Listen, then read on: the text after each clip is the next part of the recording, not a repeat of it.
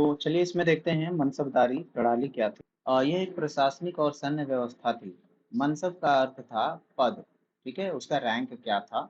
और मनसबदार वह अधिकारी होता था जिसे कोई मनसब दिया जाता था, यानी कि कोई पद दिया जाता था। ठीक है। तो मनसब का मतलब होता है रैंक, पद। तो इनकी मुख्य विशेषताओं में देखा जाए तो पद और वेतन का निर्धारण कैसे होता था।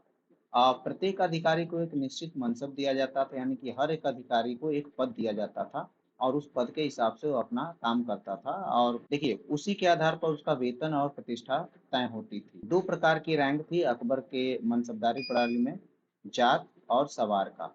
ठीक है ना। तो जात क्या होता था? अधिकारी का व्यक्तिगत पद और वेतन। और सवार क्या? अधिकारी को कितने घुड़सवार सैनिक रखने हैं। तो सैनिक व्यवस्था की बात करें तो मनसबदार को अपने खर्च पर सैनिक और घोड़े रखने होते थे।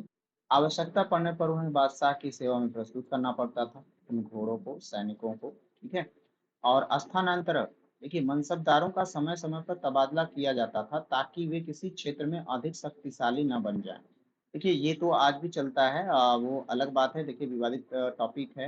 मैं ऐसा नहीं कह रहा हूँ कि नहीं आज के समय में ये हो रहा है, बट समय चेंज है, पोस्ट चेंज है, बट काम यही होते हैं। जैसे हमारे बड़े बड़े अधिकारियों को समय समय पर इसीलिए बदला जाता है कि वहाँ की लोकल जगहों पे वो अपना वर्चस्व ना स्थापित कर लें, अपना वो जगह ना बना लें जिससे लोगों को दिक्कतें होने लगें। तो वो अपने पद का दुरुपयोग भी कर सकते हैं और किसी को कभी भी फंसा सकते हैं और किसी को लंबा प्रॉब्लम आ सकती है। आगे देखते हैं।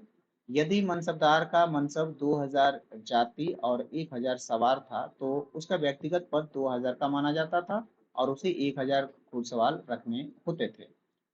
महत्व, इसके फायदे क्या थे? सेना और प्रशासन पर बादशाह का नियंत्रण बना रहता था इससे, और योग्य लोगों को पद देने की सुविधा होती थी। विशाल मुगल साम्राज्य के संचालक में मदद मिली। ये पूछा जा सकता है कि मनसबदारी प्रणाली का विकास या विकसित किसने किया था? तो अकबर ने किया था। मनसब का अर्थ पूछा जा सकता है, जिसको मैंने बोला कि इंग्लिश में रैंक कहते हैं और हिंदी में पद कहते हैं। तो इस तरह से देखा आपने मनसबदारी प्रणाली ने।